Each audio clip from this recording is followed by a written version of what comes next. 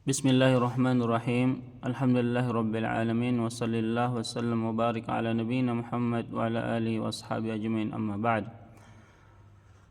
13 tahun Nabi sallallahu alaihi wasallam berdakwah di Mekah, dicaci, dihina, bahkan disakiti, tapi Nabi sallallahu alaihi wasallam belum diizinkan untuk melawan.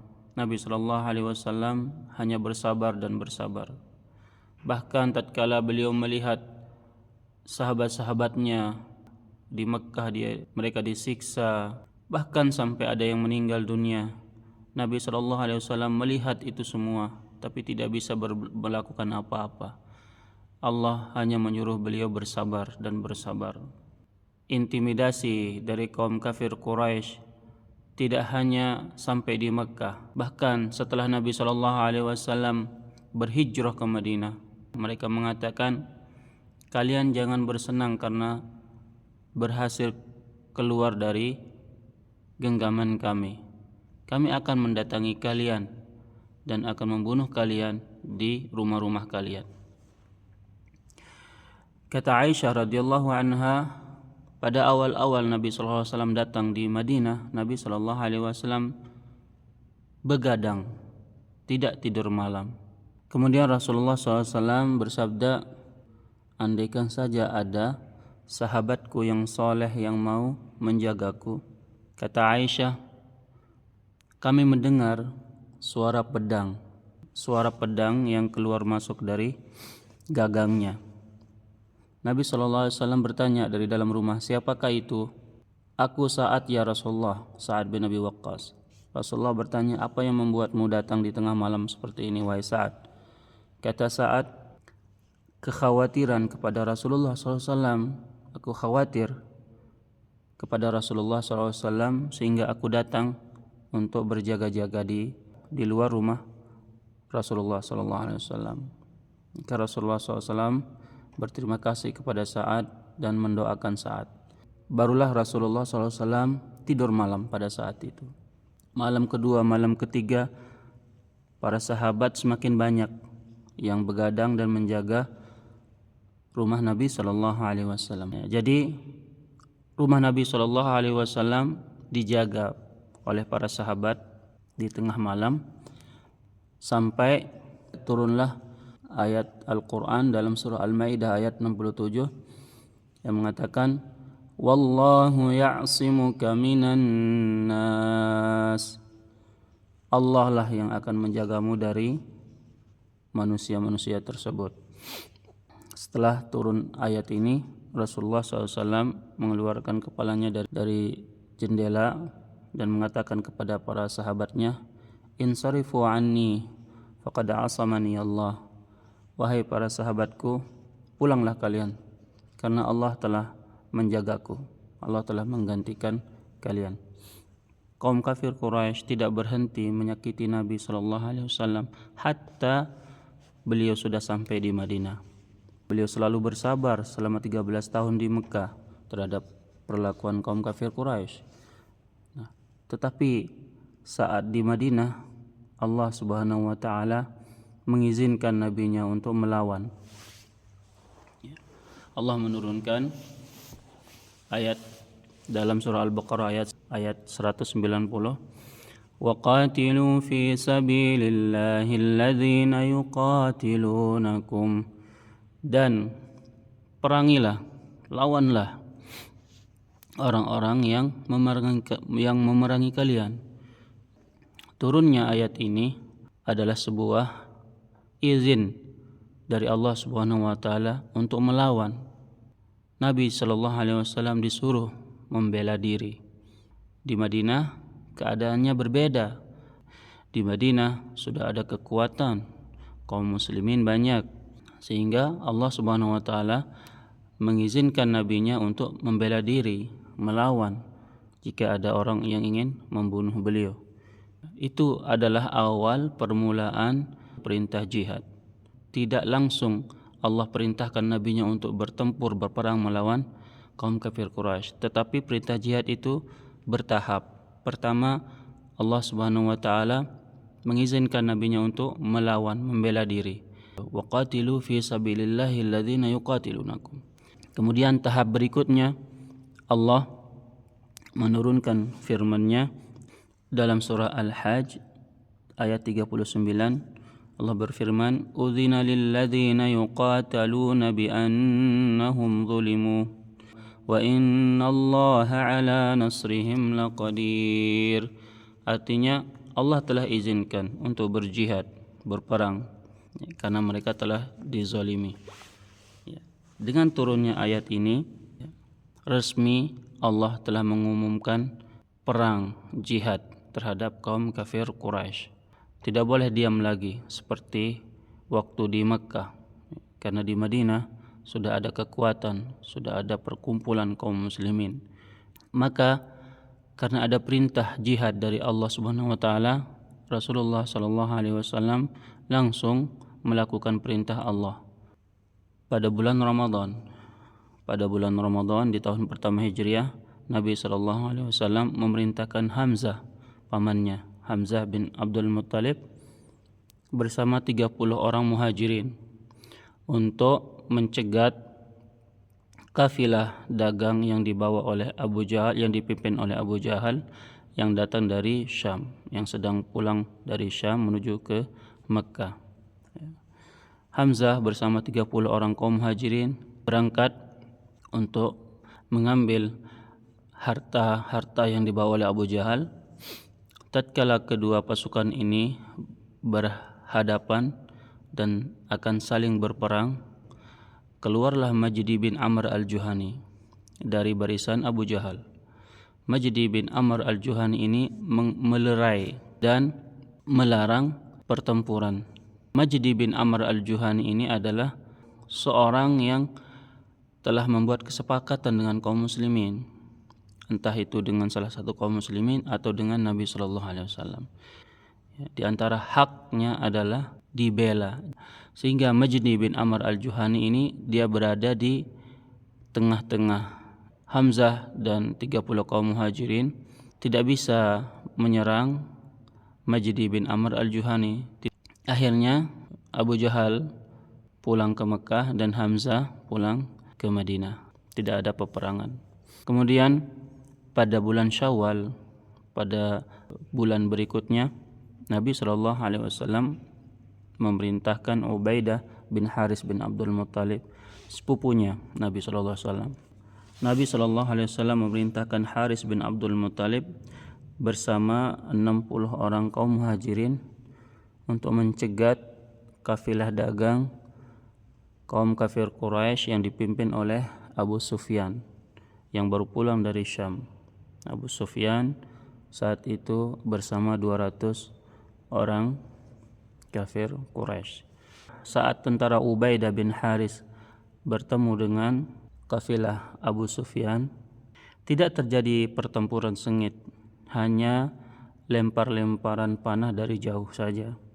Sehingga Sa'ad bin Abi Waqqas adalah orang yang disebut awwalu sahmin rumiya fi sabilillah. Panahnya Sa'ad bin Abi Waqqas adalah panah yang pertama kali yang dilemparkan dalam jihad fi sabilillah. Kali ini pun sama, tidak terjadi pertempuran.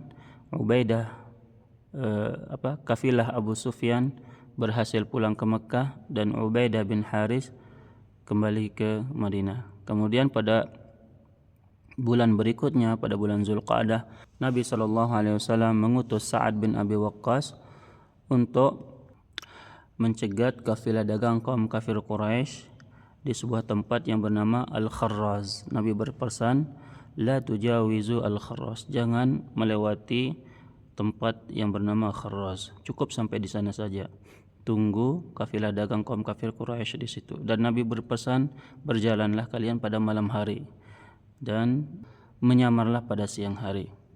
Jadi karena mereka hanya berjalan di malam hari, mereka tiba di Kharraz dan ternyata kafilah dagang itu sudah 1 hari lebih dulu pulang ke Mekah. Jadi tidak terjadi pertempuran apa-apa di tahun pertama Hijriah ini.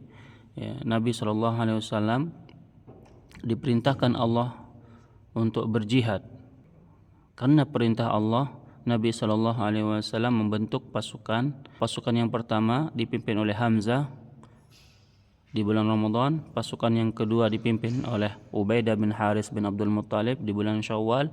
Pasukan yang ketiga dipimpin oleh Sa'ad bin Abi Waqqas di bulan Zulqa'dah di tahun pertama Hijriah. Kemudian memasuki tahun kedua Hijriah, Nabi SAW sendiri yang keluar bersama para sahabatnya, 70 sahabat dari Muhajirin. Beliau keluar mencegat kafilah dagang kaum kafir Quraisy ya di sebuah tempat yang bernama Abwa. Ya, tetapi Nabi SAW tidak menemukan mereka. Kemudian di bulan berikutnya pada bulan Rabiul Awal, Nabi SAW keluar lagi bersama 200 sahabat Muhajirin. Beliau mencegat kafilah dagang yang dipimpin oleh Umayyah bin Khalaf, kafilah dagang kaum kafir Quraisy yang dipimpin oleh Umayyah bin Khalaf di sebuah tempat yang bernama Buwat. Tapi di situ pun Nabi SAW tidak menemukan Umayyah bin Khalaf. Kemudian di bulan Jumadil Akhir, Nabi SAW bersama 150 sahabat Muhajirin keluar di sebuah tempat yang bernama Ushairah. Beliau mencegat kafilah dagang yang dipimpin oleh Abu Sufyan yang baru berangkat dari Mekah menuju ke Syam. Setelah beliau sampai di Ushairah, Nabi SAW tidak menemukan Abu Sufyan. Abu Sufyan sudah masuk ke Syam. Nah, di perang Badar nanti di bulan Ramadan, Nabi SAW keluar untuk mencegat kafilah dagang Abu Sufyan yang pada bulan Jumadil Akhir Nabi SAW gagal menemukan Abu Sufyan. Nah itu, jadi ada kaitannya Ushairah dengan perang Badar. Nah, masih di Jumadil Akhir, setelah pulang dari Ushairah tidak sampai 10 hari, ya, Nabi SAW mendengar kabar bahwa ada seorang yang bernama Kurz bin Jabir Al-Fihri.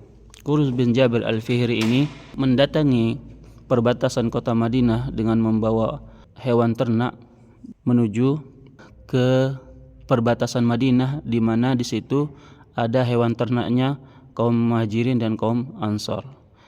Tujuannya adalah mencampurkan ternaknya Kurz bin Jabir bersama ternaknya kaum Muhajirin dan kaum Ansar, sehingga Kurz bin Jabir berhasil membawa sebagian ternaknya kaum Muhajirin dan Ansar.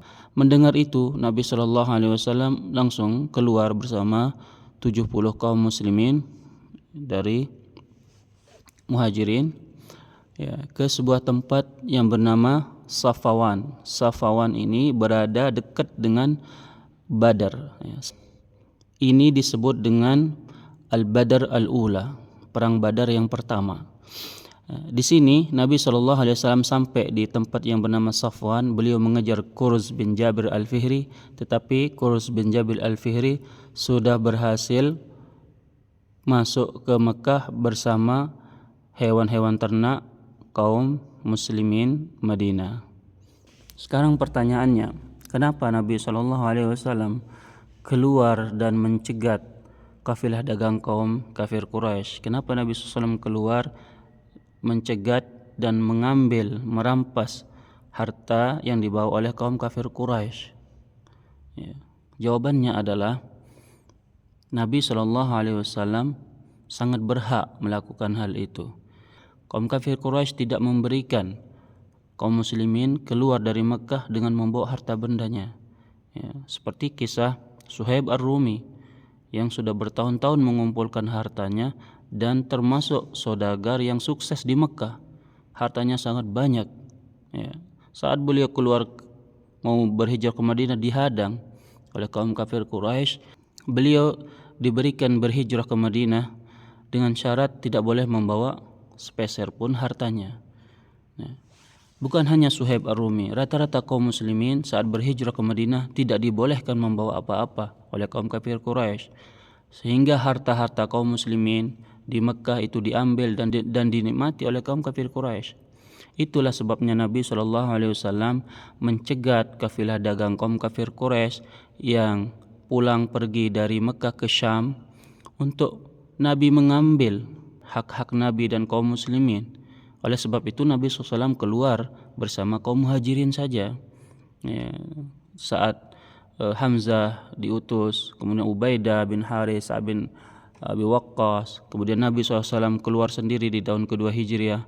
Nabi hanya membawa kaum muhajirin, ya, karena Nabi SAW ingin mengambil kembali harta-harta yang dirampas oleh kaum kafir Quraisy di Mekah. Beliau sangat berhak, Nabi SAW sangat berhak, ya. Yang kedua, keadaan kaum muslimin juga pada saat itu sangat miskin. Nabi SAW dan kaum muslimin berhijrah pindah ke Madinah tidak membawa apa-apa. Nabi dan kaum muslimin membutuhkan harta tersebut. Itulah sebabnya Nabi SAW keluar ke Madinah, keluar untuk mencegat kafilah dagang kaum kafir Quraisy. Kemudian seenaknya saja kaum kafir Quraisy lalu lalang dari Mekah ke Madinah membawa dagangan mereka, ya. Sedangkan apa yang telah mereka perbuat kepada Nabi SAW, mereka usir Nabi SAW dan kaum muslimin dari Mekah dan Madinah. Sedangkan mereka mau leha-leha, mau santai-santai saja melewati Madinah sekarang. Tidak. Sekarang waktunya Nabi SAW melawan, karena Allah juga memerintahkan untuk berjihad. Allah sudah perintahkan nabinya untuk berjihad melawan kaum kafir Quraisy. Jangan berikan mereka bernapas. Cegat, jangan berikan mereka tenang. Desak mereka. Memasuki tahun kedua Hijriah, Nabi SAW pada bulan Rajab mengirim Abdullah bin Jahash bersama 80 kaum muhajirin untuk sebuah misi. Nabi SAW memberikan surat kepada Abdullah bin Jahash. Beliau berpesan, berjalanlah kalian 2 hari. Setelah 2 hari kalian buka surat itu dan kerjakan apa yang ada dalam surat tersebut.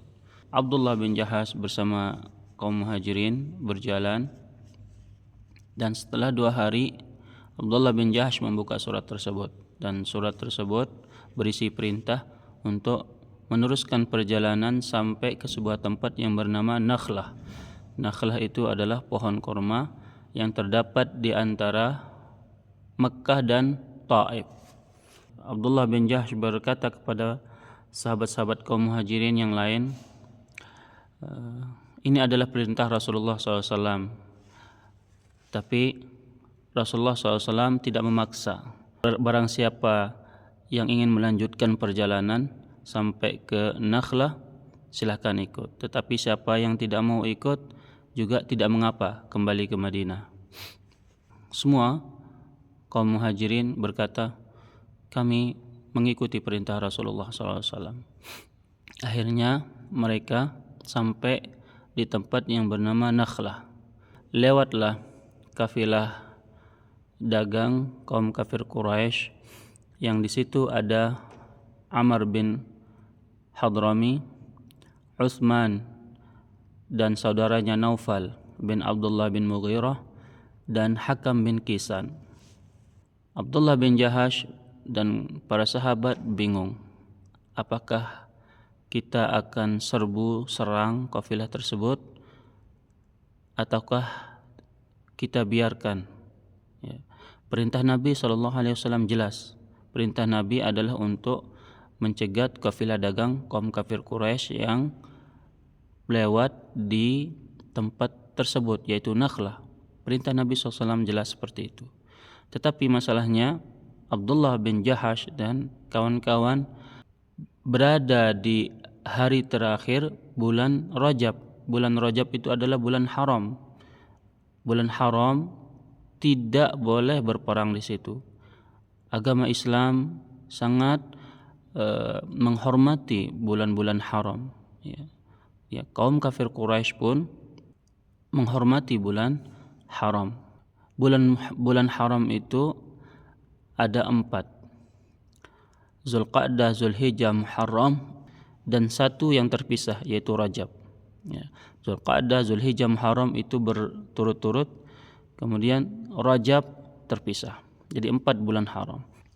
Abdullah dan kaum Muhajirin sedang berada di hari terakhir bulan Rajab, di mana tidak boleh terjadi pertempuran di situ. Kalau mereka menunggu hari esok agar keluar dari bulan haram, mereka akan kehilangan kesempatan. Kafilah dagang itu akan masuki Mekah. Maka disinilah Abdullah bin Jahash dan kaum Muhajirin berijtihad. Akhirnya mereka menyerbu kafilah dagang tersebut. Amr bin Hadrami mati karena panah yang dilemparkan oleh Waqid bin Abdullah At-Tamimi, sahabat Waqid bin Abdullah At-Tamimi. Adapun Utsman bin Abdullah bin Mughirah dan Hakam bin Kisan ditangkap, dijadikan tawanan. Mereka menyerah. Terjadi pertempuran. Adapun Naufal bin Abdullah bin Mughirah, dia kabur. Abdullah dan kawan-kawan pulang ke Madinah membawa 2 tahanan dan membawa harta kaum kafir Quraisy. Ingat, harta tersebut kaum muslimin berhak, karena kaum kafir Quraisy telah merampok harta kaum muslimin di Mekah. Maka kaum muslimin berhak atas harta tersebut. Tetapi setelah sampai di Madinah, Nabi SAW tidak setuju atas yang dilakukan oleh Abdullah bin Jahash dan kawan-kawan, sehingga Abdullah bin Jahash merasa sedih atas hal itu. Mereka mengira mereka sudah binasa. Mereka kira mereka sudah binasa karena Allah dan Rasulnya murka. Kesempatan itu pun tidak dilepas oleh kaum munafikin. Kaum munafikin di Madinah mengambil kesempatan itu untuk memojokkan dan merendahkan Abdullah dan kawan-kawan. Di Mekkah, kaum kafir Quraisy juga membicarakan hal tersebut. Mereka mengatakan, bagaimana ini Muhammad? Dia tidak menghormati bulan haram. Di Mekkah, kaum kafir Quraisy membicarakan tentang Nabi Muhammad yang tidak menghormati bulan haram. Di Madinah, kaum munafikin menggunakan kesempatan tersebut untuk menghancurkan kaum muslimin dan Islam. Allah menurunkan firman-Nya dalam surah Al-Baqarah yang intinya membela Abdullah bin Jahash. Ya, karena Abdullah bin Jahash berijtihad. Orang yang berijtihad itu jika benar, kata Nabi SAW, dapat 2 pahala. Jika salah, dapat 1 pahala. Maka tidak ada salahnya. Oleh sebab itu Allah membela perbuatan Abdullah bin Jahash dengan menurunkan ayat dalam surah Al-Baqarah 217. Yas'alunaka 'anil syahril haram qitalin fihi qul qitalun fihi kabir wa saddun an sabilillahi wa kufrun bi wal masjidil haram. Katakanlah wahai Muhammad, berperang di bulan haram itu adalah dosa besar. Betul, kami mengakuinya. Tetapi apa yang telah kalian lakukan wahai kaum kafir Quraisy terhadap kaum muslimin di Mekkah, seperti fitnah, menyiksa, kemudian mengeluarkan Nabi Muhammad dan kaum muslimin dari Mekkah, ya, dan kekufuran kalian kepada Allah, itu semua lebih besar dosanya daripada berperang di bulan haram. Ya, Allah Subhanahu wa taala menurunkan ayat ini untuk membela kaum muslimin. Ya, tetapi Allah tetap mengatakan berperang di bulan haram itu tetap dosa. Tetapi dosa yang kalian lakukan wahai kaum kafir Quraisy itu lebih besar daripada berperang di bulan haram. Sariyah Abdullah bin Jahash, kenapa disebut Sariyah? Lihat perbedaannya. Kalau ghazwah itu adalah peperangan yang diikuti oleh Nabi SAW. Lihat, ghazwah Abwa, ghazwah Buat, ghazwah Usyairah, itu disebut dengan ghazwah karena Nabi SAW ikut di situ. Jika Nabi SAW tidak ikut, Nabi SAW hanya mengirimkan pasukan saja, itu disebut dengan sariyah. Sariyah, ya. Sehingga di tahun pertama saat di bulan Ramadan Nabi SAW mengutus Hamzah.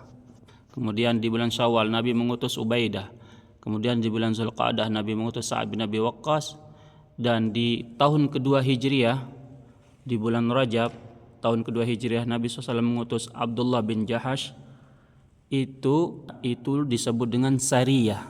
Ingat, Sariyah adalah pertempuran atau peperangan yang Nabi SAW tidak ikut serta di situ. Nah, Oleh sebab itu di sini kita sebut Sariyah Abdullah bin Jahash. Itu terjadi pada bulan Rajab.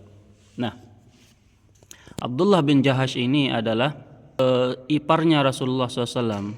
Ya. Ingat, Zainab bin Jahash itu adalah istri Nabi SAW. Juga sepupu Nabi SAW karena ibunya adalah bibinya Rasulullah SAW. Zainab binti Jahash, mantannya Zaid bin Harithah. Kemudian di bulan Rajab juga terjadi pengalihan kiblat. Ya, Nabi SAW pada awalnya sholat menghadap Baitul Maqdis sama seperti kaum Yahudi. Ya. Tetapi Nabi SAW dalam kebiasaannya dia selalu tidak ingin ada kesamaan dengan orang Yahudi. Nabi SAW berharap suatu saat kiblat itu akan diubah. Ya. Oleh sebab itu Allah menurunkan ayat dalam surah Al-Baqarah ayat 141 yang memerintahkan untuk mengubah arah kiblat yang tadinya dari Baitul Maqdis menuju Ka'bah, Baitullah, Makkah. Allah berfirman, "Qad nara taqalluba wajhika fis samaa'i falanuwalliyannaka qiblatan tardaha fawalli wajhaka syatral masjidil haram," dan seterusnya. Ya. Intinya Allah telah mengubah arah kiblat dari Baitul Maqdis menuju Ka'bah. Itu terjadi di bulan Rajab di tahun kedua Hijriah. Kemudian di bulan berikutnya yaitu bulan puasa, di bulan Ramadan, Allah menurunkan kewajiban untuk berpuasa, yaitu dalam surah Al-Baqarah ayat 183, ya ayyuhalladzina amanu kutiba alaikumus shiyamu kama kutiba alal ladzina min qablikum la'allakum tattaqun. Ya. Melihat pencapaian Rasulullah sallallahu alaihi wasallam yang sangat luar biasa membuat sebagian orang tidak senang. Maka timbullah orang-orang munafik. Di Madinah pada tahun kedua Hijriah ini timbullah orang-orang munafik dari kalangan Yahudi maupun dari orang-orang Madinah itu sendiri, dari orang-orang musyrik. Apa artinya munafik? Munafik artinya berpura-pura masuk Islam. Dia menampakkan keislaman tetapi sebenarnya dia itu masih kafir, tidak percaya kepada Allah, tidak percaya kepada Al-Quran. Munafik dibagi menjadi dua. Yang pertama munafik i'tiqadi, yang kedua munafik amali. Munafik i'tiqadi artinya i'tiqad, kepercayaan, yaitu seperti munafik orang-orang di zaman Nabi sallallahu alaihi wasallam. Adapun munafik amali, amal jawarih, itu tidak mengeluarkan orang dari Islam. Adapun munafik i'tiqadi khalis, itu sudah pasti keluar dari Islam bahkan tempatnya adalah di neraka paling bawah. Innal munafiqina fid darkil asfali minan nar. Sungguhnya orang-orang munafik berada di kerak api neraka. Adapun munafik amali, contohnya banyak sekali. Seperti kata Nabi SAW dalam sebuah hadis, ayatul munafik thalatha, idza hadatha kadzaba, wa idza wa'ada akhlafa, wa idza tumina khan. Kata Nabi SAW, ciri-ciri orang munafik itu ada 3. Apabila dia berbicara, dia berbohong. Apabila berjanji, dia mengkhianati. Wa idza tumina khan. Apabila dia diberikan kepercayaan, dia berkhianat. Nah, munafik di sini yang dimaksud oleh Nabi SAW adalah munafik amali, amal jawarih, perbuatan anggota badan. Ya, itu dia pengertian munafik dan pembagian munafik. Tayyib. Apa penyebabnya orang menjadi munafik. Contoh Abdullah bin Ubay bin Salul, dia adalah orang Khazraj, orang Madinah. Penyebabnya dia menjadi munafik adalah dahulu sebelum Islam masuk ke Madinah, dia hampir dijadikan pemimpin ketua Madinah. Ya. Suku Aus dan suku Khazraj terkenal dari dulu saling berperang. Hampir mereka bersatu dan mereka akan menjadikan satu pemimpin, yaitu Abdullah bin Ubay bin Salul. Tetapi karena Islam masuk ke Madinah, suku Aus dan suku Khazraj bersatu dan menjadi saudara seiman. Tidak ada lagi fanatik suku Aus, suku Khazraj. Semua bersatu di bawah naungan Islam dengan nama Ansar, kaum Ansar. Ditambah lagi setelah Nabi SAW datang ke Madinah, kekuatan kaum muslimin, barisan kaum muslimin menjadi lebih solid dan lebih kuat. Itu membuat Abdullah bin Ubay bin Salul semakin pupus harapannya untuk menjadi pemimpin di kota Madinah. Abdullah bin Ubay bin Salul menganggap Islam dan Nabi Muhammad SAW adalah penghalang dia menjadi pemimpin di kota Madinah. Oleh sebab itu dia berpura-pura masuk Islam dengan tujuan untuk mencari pengikut sebanyak-banyaknya agar dia bisa lebih unggul dari Rasulullah sallallahu alaihi wasallam. Abdullah bin Ubay bin Salul ini adalah rasul munafik, ketuanya orang munafik. Banyak orang munafik dari orang-orang Madinah, tetapi Abdullah bin Ubay bin Salul ini adalah ketuanya yang paling banyak menyakiti Nabi sallallahu alaihi wasallam. Surah Al-Munafiqun itu pun turun disebabkan oleh Abdullah bin Ubay bin Salul. Dan juga Abdullah bin Ubay bin Salul menyebarkan berita, menyebarkan fitnah, mengatakan bahwa Aisyah telah berzina dengan Safwan. Rumah tangga Rasulullah SAW dengan Aisyah pada saat itu berantakan gara-gara Abdullah bin Ubay bin Salul. Semua bersuudzon kepada Aisyah dan sahabat Safwan. Ya, Abu Bakar tidak bisa berbuat apa-apa. Satu sisi adalah putrinya, satu sisi adalah sahabatnya. Rasulullah sallallahu alaihi wasallam selama 1 bulan bingung apa yang harus beliau lakukan, sedangkan orang-orang di mana-mana bergosip tentang Aisyah dan Safwan. Itu semua adalah perbuatan Abdullah bin Ubay bin Salul. Sampai turunlah ayat dalam surah An-Nur yang menjelaskan tentang kesucian Aisyah radhiyallahu anha. Di Mekah Nabi SAW memiliki musuh secara terang-terangan. Di Madinah Nabi SAW memiliki musuh dari dalam. Dia bekerja sama dengan orang-orang kafir Quraisy.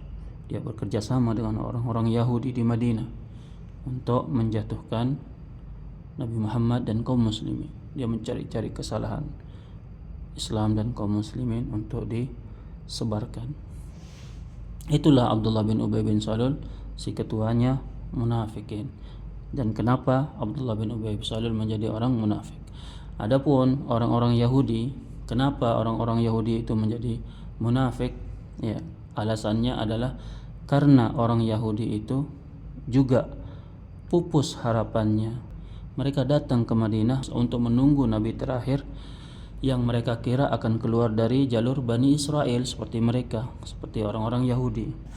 Bani Israel atau orang Yahudi itu memiliki sejarah yang panjang di mana mereka pernah menguasai dunia, pernah memiliki raja yang menguasai dunia seperti Raja Zulkarnain. Di zaman Nabi Musa, di zaman Nabi Harun, itu orang Yahudi sangat berjaya. Kemudian Nabi Daud. Nabi Daud adalah nabi dan sekaligus raja. Nabi Sulaiman. Nabi Sulaiman bukan hanya sebagai raja di manusia, tetapi dia sebagai raja manusia dan jin, bahkan menguasai bahasa-bahasa binatang. Kemudian dari Nabi Sulaiman ada Nabi Zakaria, Yahya, kemudian ada Nabi Isa. Intinya mereka datang ke Madinah adalah untuk menunggu Nabi terakhir.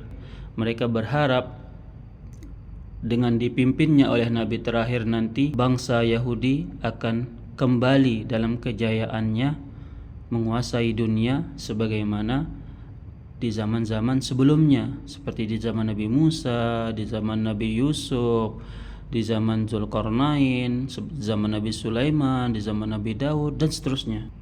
Tetapi setelah mereka tahu bahwa Nabi yang mereka tunggu itu bukan berasal dari kaum Yahudi, bukan berasal dari keturunan Nabi Ishak, melainkan dari keturunan Nabi Ismail, kafaru, mereka kafir. Mereka tidak mau menerima, mereka hanya mau nabi dari Bani Israel. Oleh sebab itu, orang-orang ini menjadi munafik. Sebagian orang-orang ini sebagiannya menjadi munafik. Dia berpura-pura masuk Islam untuk menghancurkan kaum muslimin dari dalam, untuk memecahkan kaum muslimin. Seperti Rifa'ah bin Zaid dan Suaid bin Haris. Mereka mencari-cari pengikut dari orang-orang muslimin. Tutur kata mereka sangat halus dan baik, sehingga sebagian kaum muslimin terkesan kepada Rifa'ah bin Zaid dan Suaid bin Haris. Sehingga turunlah firman Allah dalam surah Al-Maidah ayat 57 yang melarang menjadikan orang-orang Yahudi itu sebagai panutan. Allah berfirman, "Ya ayyuhalladzina amanu la tattakhidhul ladzina ittakhadhu dinakum huzwan wa la'iba minal ladzina utul kitaba min qablikum wal kuffara awliya wattaqullaha in kuntum mu'minin." Wahai orang-orang yang beriman, janganlah kau menjadikan orang-orang yang menjadikan agamamu sebagai huzwan wa la'iba, candaan, permainan, yaitu dari orang-orang ahli kitab, orang-orang Yahudi dan Nasrani. Wattaqullaha in kuntum mu'minin. Bertakwalah kepada Allah jika kalian betul-betul orang mukmin. Rifa'ah bin Zaid dan Suaid bin Haris ini berusaha mencari pengikut. Dia berusaha mau menyaingi Nabi sallallahu alaihi wasallam. Orang Yahudi setelah mengetahui bahwa nabi terakhir itu bukan dari orang Yahudi, mereka terpecah menjadi 3 bagian. Yang pertama, ada yang masuk Islam seperti Abdullah bin Salam, seperti Mukhayriq. Nabi SAW bersabda, Mukhayriq khairu Yahudi. Mukhayriq adalah sebaik-baik orang Yahudi. Mukhayriq adalah orang Yahudi yang berjihad di perang Uhud dan meninggal di perang Uhud. Lalu Nabi SAW bersabda, Mukhayriq khairul Yahudi. Mukhayriq adalah sebaik orang-orang Yahudi, yaitu orang-orang Yahudi yang lurus. Mereka sudah mengetahui bahwa Nabi itu adalah Nabi Muhammad SAW adalah Nabi yang mereka tunggu-tunggu. Mau gimana lagi? Harus beriman, walaupun ternyata Nabi itu bukan dari orang Yahudi. Mereka sebenarnya mengharapkan Nabi terakhir itu dari orang Yahudi, tetapi ya sudah, mau apa lagi? Mau tidak mau harus beriman. Itulah orang-orang Yahudi seperti Abdullah bin Salam, orang-orang yang lulus seperti Abdullah bin Salam, Mukhayriq dan yang lain-lainnya. Yang kedua, orang Yahudi ada yang menjadi munafik, berpura-pura masuk Islam, tetapi menyimpan kebencian dan kekafiran di dalam hatinya. Ada juga yang memilih kekafiran. Dia tidak beriman, dia tidak menjadi munafik, tidak pura-pura menjadi Islam, tetapi dia terang-terangan melawan Nabi SAW dan mendebat Nabi SAW. Seperti yang dilakukan oleh Huyai bin Akhtab. Huyai bin Akhtab ini dari Bani Nadir. Huyai bin Akhtab ini terang-terangan melawan Nabi SAW. Tetapi Huyai bin Akhtab ini memiliki anak yang bernama Safiyah. Safiyah ini nanti yang akan menjadi istri Nabi SAW. Safiyah itu dari jalur Harun. Harun bin Kuhat bin Lawi bin Ya'qub bin Ishaq bin Ibrahim. Itu adalah salah satu yang dibanggakan oleh Safiyah. Dia mengatakan di hadapan istri-istri Nabi yang lain, dia mengatakan, suamiku adalah seorang nabi, ayahku pun adalah seorang nabi. Contoh yang lain adalah Rafi' bin Huraimlah. Dia berkata kepada Nabi SAW, wahai Muhammad, jika kamu betul-betul adalah seorang nabi dan rasul, coba suruh Allah berbicara langsung kepada kami. Kemudian Allah menurunkan ayat 188 dari surah Al-Baqarah. Allah mengatakan, wa qala alladhina la ya'lamuna laula yukallimuna Allahu aw ta'tina ayah. Mereka mengatakan, sekiranya Allah mengajak kami bicara atau Allah menurunkan kami ayat tanda. Ya. Yang berikutnya Salam bin Mishkam. Dia berkata kepada Nabi sallallahu alaihi wasallam, "Wahai Muhammad, bagaimana kami akan mengikutimu sedangkan kamu sendiri telah meninggalkan kiblat kami? Bagaimana kami bisa mengikutimu sedangkan kamu sendiri berpaling dari kiblat Masjidil Aqsa? Dan kamu tidak mau mengakui bahwa Uzair adalah anak Allah."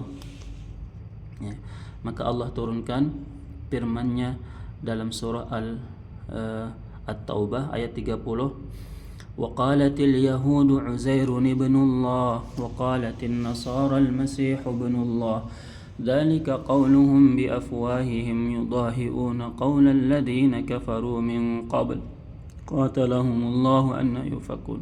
Orang Yahudi mengatakan Uzair adalah anak Allah. Orang Nasara mengatakan Al-Masih Isa adalah anak Allah. Dzalika qauluhum biafwahihim. Kata Allah, itu hanya persangkaan mereka saja, anggapan mereka saja. Itu adalah pengakuan mereka saja tanpa bukti. Mereka hanya mengikuti perkataan orang-orang kafir sebelum mereka. Kemudian orang Yahudi yang lain yang melawan Nabi sallallahu alaihi wasallam secara terang-terangan, yaitu Nu'man Adha ini datang bersama kawan-kawannya. Kemudian Nabi Muhammad SAW menasihati mereka, mendakwahi mereka dan mengingatkan mereka akan azab Allah. Nu'man Adha mengatakan, "Ya Muhammad, jangan takut-takuti kami tidak takut, karena kami ini adalah anak-anaknya Allah, kami ini adalah kekasih-kasihnya Allah." Kemudian Allah turunkan firman-Nya dalam surah Al-Maidah ayat 18, وقالت اليهود والنصارى نحن أبناء الله وأحباؤه قل فلم يعذبكم بذنوبكم بل أنتم بشر ممن خلق يغفر لمن يشاء ويعذب, dan seterusnya. Orang Yahudi dan orang Nasara mengatakan nahnu abna'ullah, kami adalah anak-anaknya Allah, wa ahibba'uh, dan kekasihnya. Katakan wahai Muhammad kepada mereka, qul falima yu'adzibukum bidzunubikum, lantas kenapa Allah mengazab kalian karena dosa kalian? Kalau kalian betul kekasih Allah, kenapa Allah mengazab kalian? Allah tidak akan mengazab kekasih Allah. Nyatanya Allah mengazab kalian.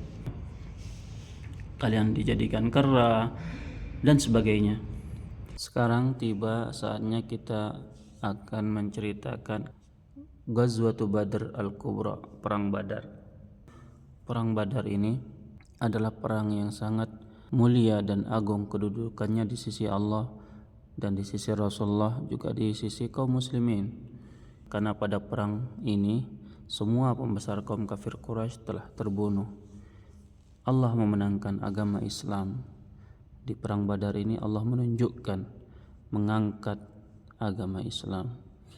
Allah Subhanahu wa taala berfirman dalam surah Ali Imran ayat 123, وَلَقَدْ نَصَرَكُمُ اللَّهُ بِبَدْرٍ وَأَنْتُمْ أَذِلَّةٌ فَاتَّقُوا اللَّهَ لَعَلَّكُمْ تَشْكُرُونَ. Allah telah memenangkanmu di peperangan Badar sedangkan jumlah kalian sangat sedikit. Fattaqullaha la'allakum tashkurun. Maka takutlah kepada Allah, bertakwalah kepada Allah agar kalian menjadi orang yang selalu bersyukur. Perang Badar terjadi pada hari Jumat, pagi hari Jumat tanggal 17 Ramadan. Waktunya cuman berselang 1 bulan dari Sariyah Abdullah bin Jahash. Sariyah Abdullah bin Jahash itu terjadi pada bulan Rajab. Hanya berselang 1 bulan saja. Kemudian terjadi perang Badar, dan itu di bulan puasa saat kaum muslimin sedang berpuasa. Kewajiban puasa pada saat itu sudah diwajibkan di tahun kedua Hijriah. Sebab itu Nabi SAW berpuasa selama 9 kali.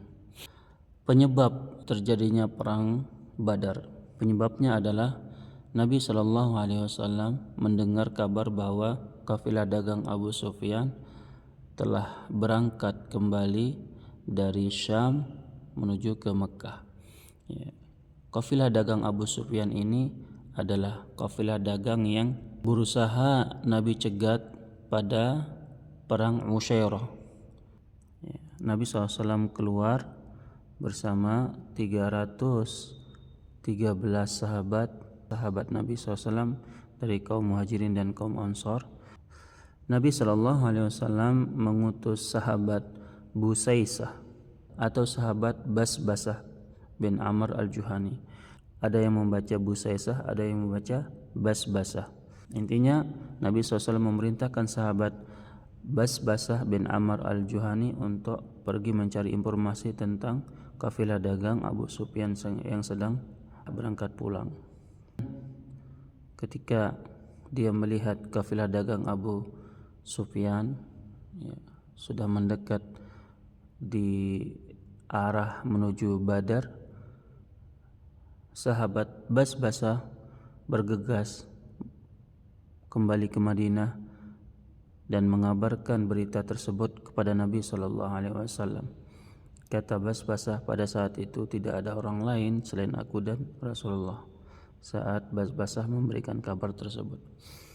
Mendengar kabar yang disampaikan oleh Basbasah tentang kafilah dagang Abu Sufyan, Nabi SAW keluar dan mengabari para sahabatnya.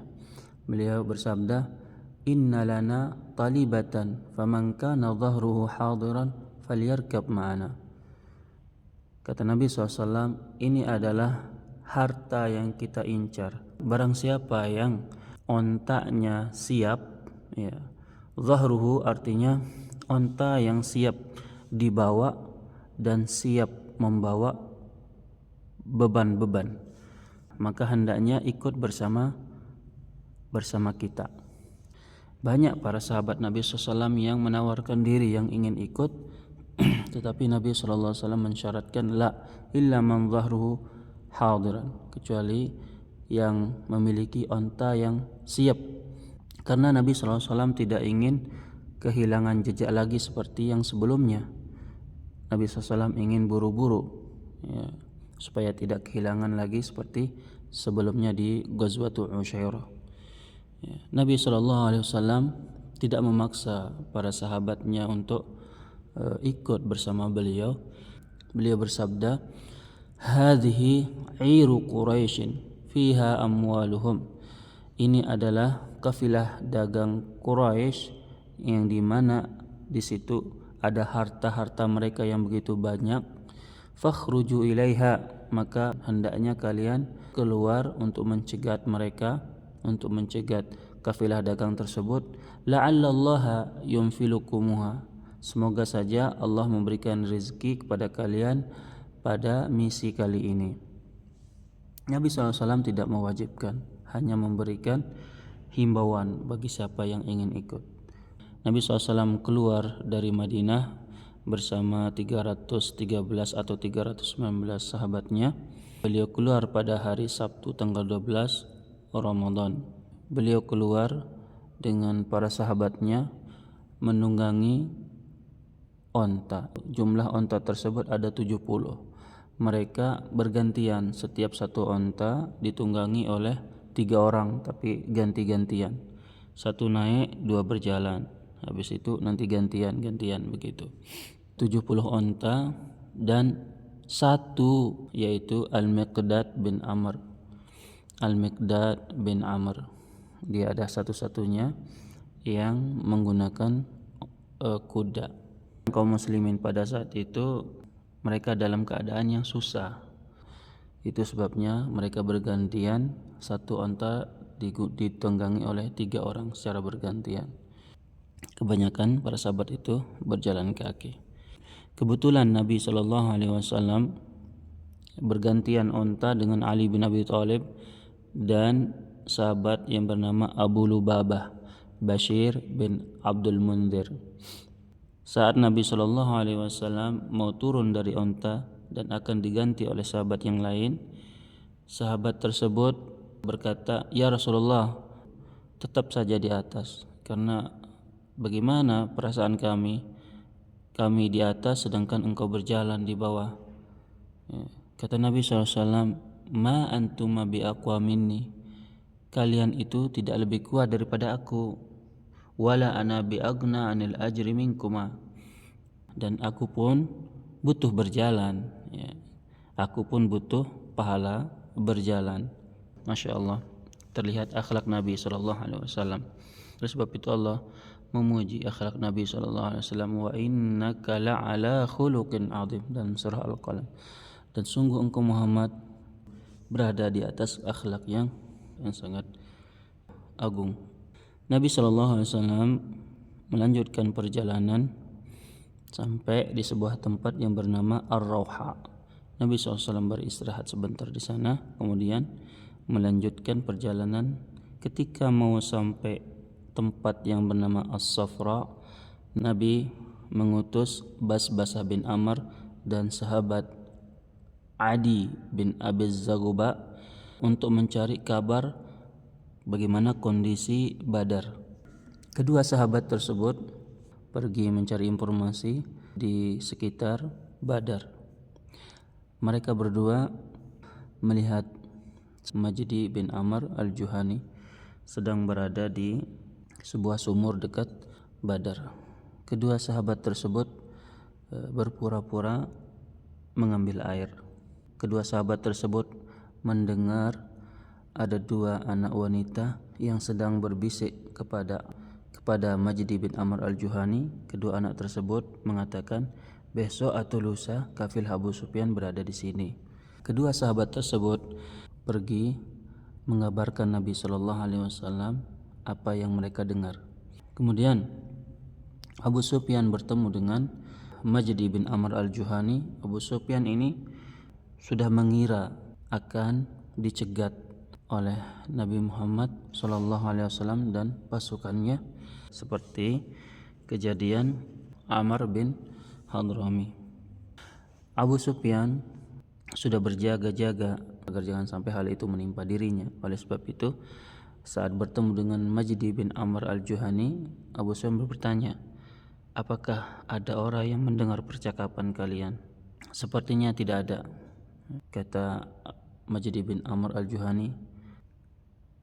Abu Sufyan bertanya lagi, apakah ada orang di sekitarmu pada saat itu? Orang yang kalian curigai atau orang-orang asing yang kamu tidak kenal? Kata Amr al-Juhani, iya, ada dua orang pada saat itu yang dekat di tempat itu. Kata Abu Sufyan, di mana dia berdiri? Majdi bin Amr mengatakan, ada di atas bukit situ. Ya. Timbul rasa kecurigaannya.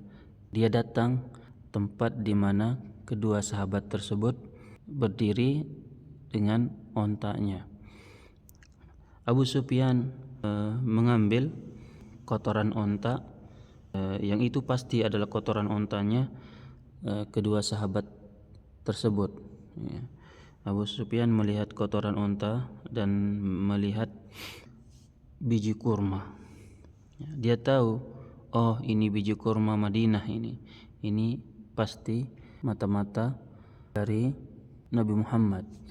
Begitu cerdasnya Abu Sufyan, karena dia tahu bahwa dia sudah dimata-matai. Abu Sufyan mengambil jalur lain. Setelah Abu Sufyan mengetahui bahwa Nabi Muhammad dan para sahabatnya keluar untuk mencegat kafilahnya, Abu Sufyan segera memerintahkan Damdam bin Amr al-Ghifari untuk secepatnya pergi ke Mekah mengabari penduduk Mekah.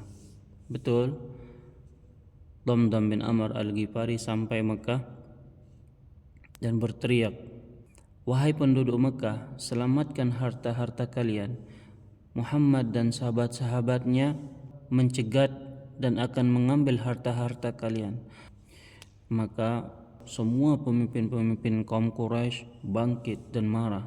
Mereka semua bersiap-siap untuk menuju ke Badar. Mereka mengatakan, apakah Muhammad dan sahabat-sahabatnya mengira bahwa kami akan seperti kafilahnya Ibnu Hadrami, yaitu Amr ibn Hadrami, yang meninggal di bulan Rajab saat diserbu oleh Abdullah bin Jahash. Orang-orang kafir mengatakan, apakah Muhammad mengira kafilah kami sama seperti kafilahnya Amr bin Hadrami? Tidak, wallah. Muhammad dan sahabat-sahabatnya kali ini akan melihat sesuatu yang berbeda. Semua pemimpin kaum Quraisy ikut keluar, ya, dipimpin oleh Abu Jahal, kecuali satu orang, yaitu pamannya Nabi SAW yang bernama Abu Lahab. Pada saat itu Abu Lahab menyuruh Al-As bin Hisham bin Mughirah untuk menggantikan tempatnya. Kata Abu Lahab, hutang-hutangmu akan lunas kalau kamu mau menggantikan aku. Ya, pada awalnya mereka berjumlah 1.300 tentara perang yang lengkap dengan alat-alat perangnya. Ada 100 tentara yang berkuda dan onta-onta yang tidak terhitung jumlahnya. Terjadi perbedaan yang sangat-sangat jelas. Nabi Muhammad SAW bersama para sahabatnya keluar dengan niat mencegat kafilah dagang Abu Sufyan, dan Nabi Muhammad SAW tidak mengira akan terjadi peperangan. Tidak ada persiapan, dan jumlah mereka cuma 300 sampai 319 orang. Sedangkan kaum kafir Quraisy jumlahnya 1.300. Mereka keluar memang untuk berperang, sehingga mereka menyiapkan segala sesuatunya. Ada sebuah cerita, yaitu salah satu pemimpin kafir Quraisy yang bernama Umayyah bin Khalaf. Dia memiliki sahabat di Madinah yang bernama Sa'ad bin Mu'adz. Sa'ad bin Mu'adz adalah sahabat Nabi SAW yang sudah masuk Islam.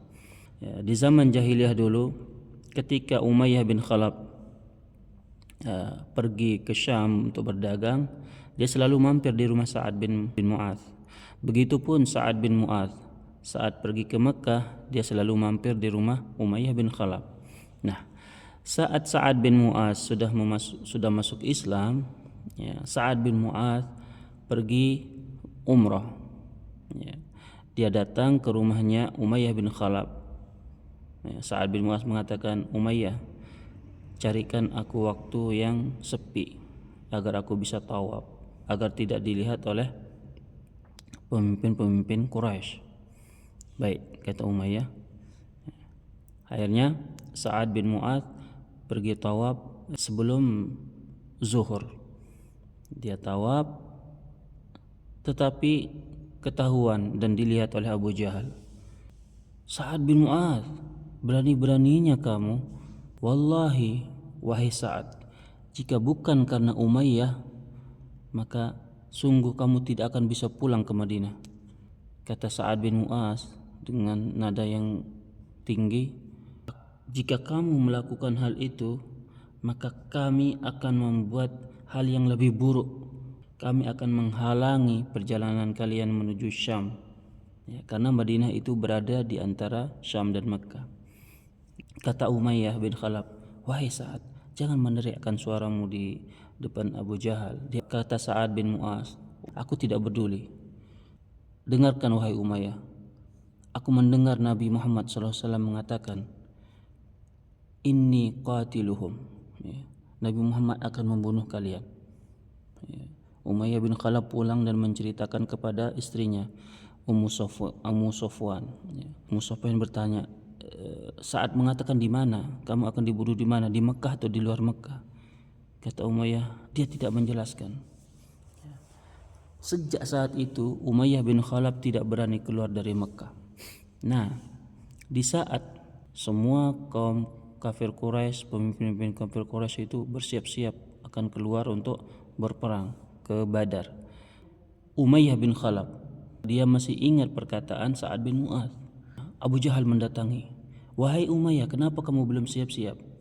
Kata Umayyah, saya masih ragu. Abu Jahal mengatakan, wahai Umayyah, kamu harus ikut, karena kalau kamu tidak ikut, banyak orang-orang dari sukumu akan tidak ikut juga.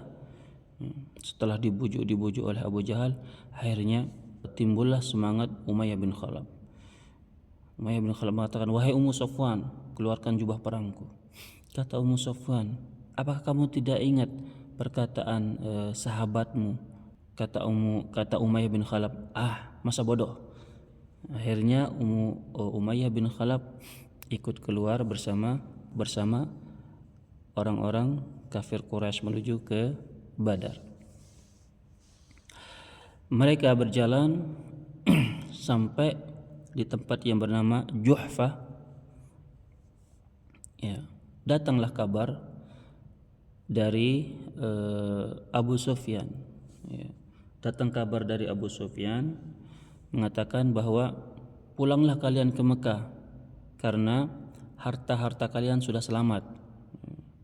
Harta-harta kalian sudah berhasil saya selamatkan. Tetapi Abu Jahal mengatakan, la wallah, tidak, kami tidak akan kembali. Kami akan meneruskan perjalanan sampai ke Badar, agar semua orang Arab termasuk Muhammad dan sahabat-sahabatnya akan gentar untuk mencegat kafilah kaum Quraisy. Demi Allah kami akan terus berjalan dan kami akan menginap selama 3 hari di Badar.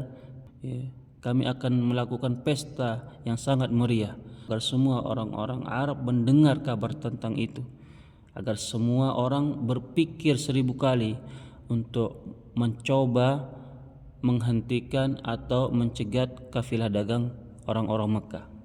Itu kata Abu Jahal.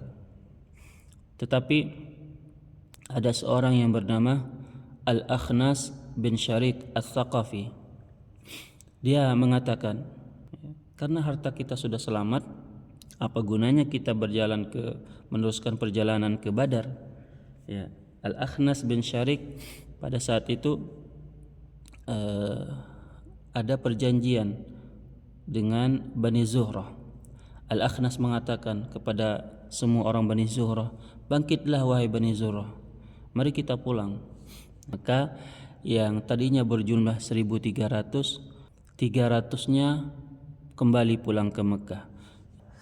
Jumlah yang tidak sepadan. Kaum muslimin cuma berjumlah 319 orang, sedangkan kaum kafir Quraisy berjumlah 1.000 orang. Kita kembali ke pasukan Rasulullah SAW dan para sahabatnya. Rasulullah SAW tadi kita bilang mengutus Basbasah bin Amr dan Adi bin Abi Az-Zargha mencari kabar tentang apa yang terjadi di Badar. Setelah Nabi SAW mengetahui bahwa Abu Sufyan akan berada di situ di Badar besok atau lusa, maka Rasulullah SAW melanjutkan perjalanan menuju ke tempat yang bernama Udwatud Dunya. Ini sudah diatur oleh Allah Subhanahu wa taala. Nabi SAW keluar hanya untuk mencegat kafilah dagang kafir Quraisy. Kafilah dagang tersebut sudah pergi ke Mekah dengan selamat. Nabi SAW diatur oleh Allah Subhanahu wa taala. Memang peperangan ini Allah sudah atur.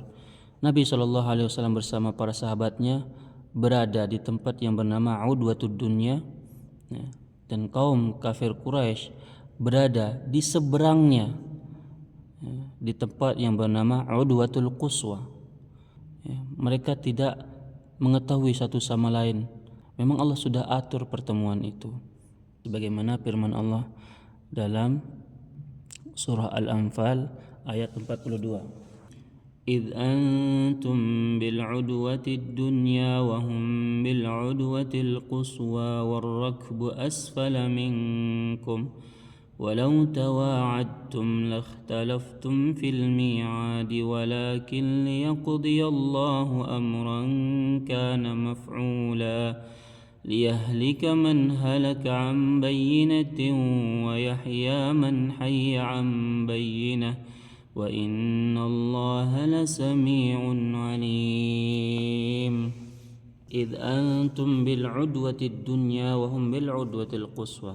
Di saat kamu wahai kaum muslimin berada di udwatid dunya wa hum bil udwatil quswa, dan mereka tentara kaum kafir Quraisy berada di udwatul quswa, war rakbu asfala minkum, sedangkan kafilah yang kalian kejar itu sudah berada jauh dari kalian.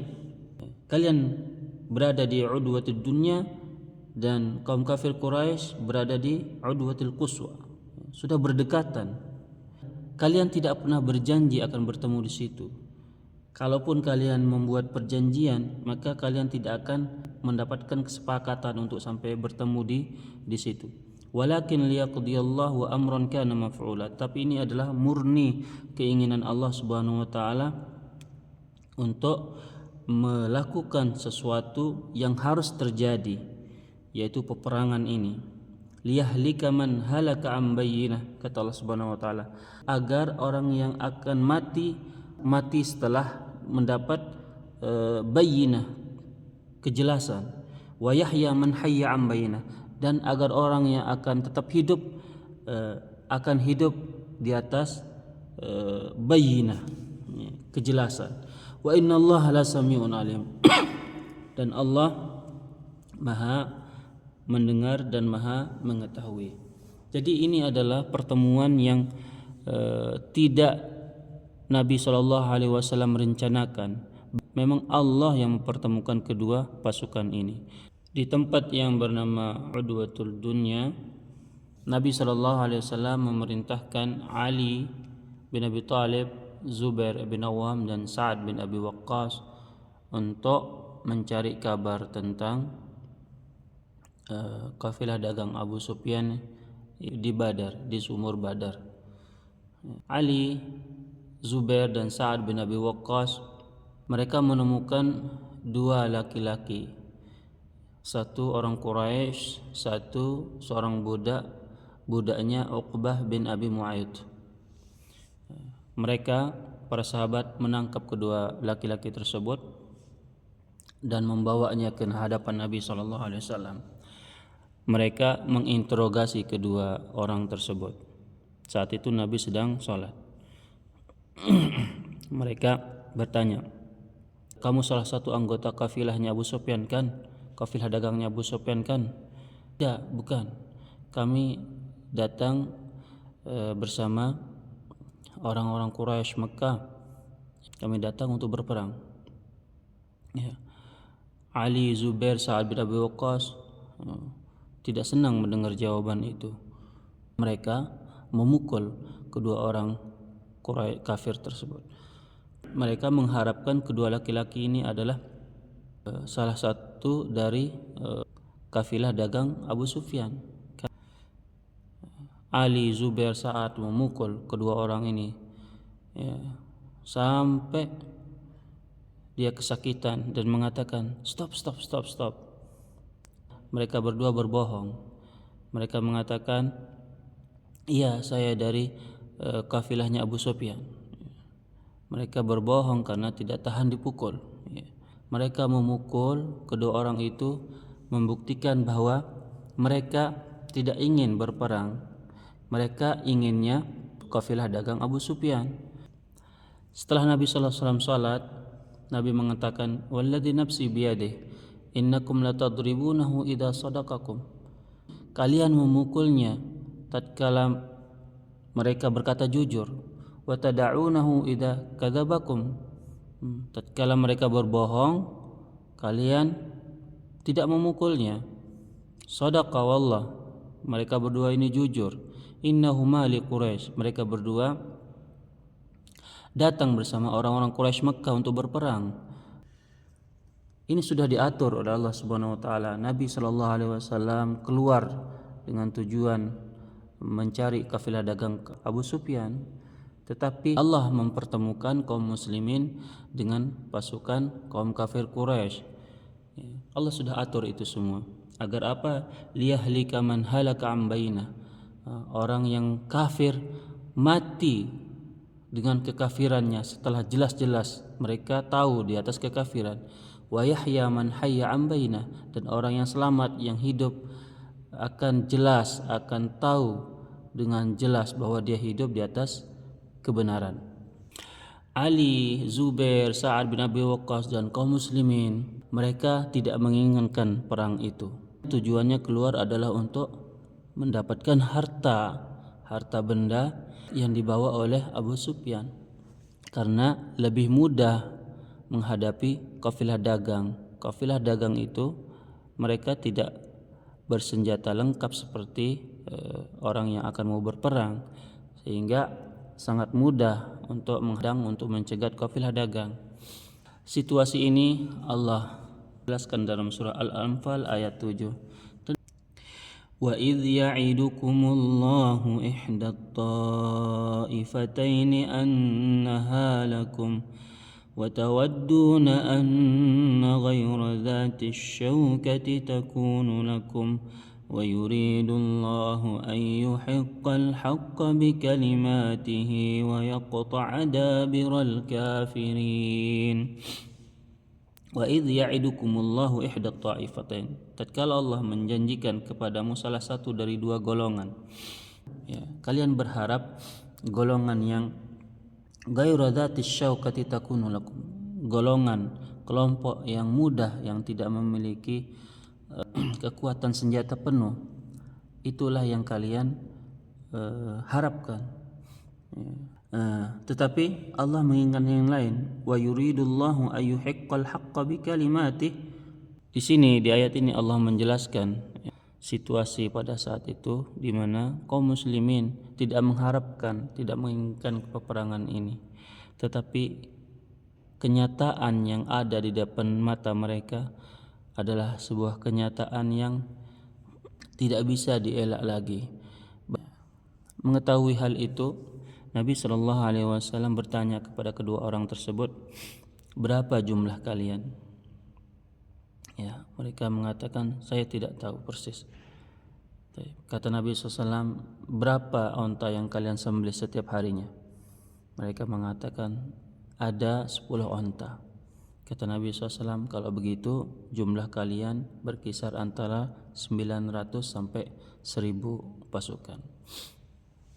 Nabi SAW dan kaum muslimin sudah menyadari di hadapan mereka ada sebuah pertempuran yang tidak bisa dielak lagi. Akhirnya Nabi SAW meminta pendapat kepada para sahabatnya. Nabi SAW mengatakan, apa pendapat kalian? Abu Bakar, Umar berkata, ya Rasulullah, kami akan selalu bersamamu. Ya. Bagaimana dengan yang lain? Nabi terus mengatakan seperti itu. Ya. Al-Miqdad berdiri dan mengatakan, ya Rasulullah, lanjutkan, mari kita berperang. Demi Allah, kami tidak akan mengatakan sebagaimana umat Nabi Musa berkata kepada Nabi Musa, idhhab anta wa rabbuka faqatila inna hauna qaidun. Pergilah engkau Musa berperang berdua bersama Tuhanmu, kami di sini menunggu duduk. Tetapi kami akan mengatakan, mari kita pergi bersama. Demi Allah, kata Miqdad, walaupun engkau memerintahkan kami berperang ke tempat yang sangat jauh di negeri Yaman, kami akan ikut bersamamu ya Rasulullah. Rasulullah SAW sangat senang mendengar perkataan Miqdad. Tetapi Rasulullah masih bertanya pada para sahabatnya yang lain bagaimana pendapatnya? Kata Sa'ad bin Mu'adz, ya Rasulullah, sepertinya engkau menunggu pendapat kami, kaum Ansor. Karena Abu Bakar, Umar, Miqdad, mereka semua adalah orang-orang muhajirin. Nabi SAW masih terus ingin berharap akan jawaban dari orang-orang Ansor. Kenapa? Betul, kaum Ansor telah berbaiat untuk menjaga Nabi SAW, melindungi Nabi SAW. Tapi itu di dalam kota Madinah. Ya, dalam baiat tersebut tidak ada perjanjian untuk melindungi Nabi SAW di luar kota Madinah. Itulah yang menyebabkan Nabi SAW terus bertanya, bagaimana pendapat yang lain? Bagaimana pendapat yang lain? Ya, Sa'ad bin Mu'adz ngerti maksud Nabi SAW.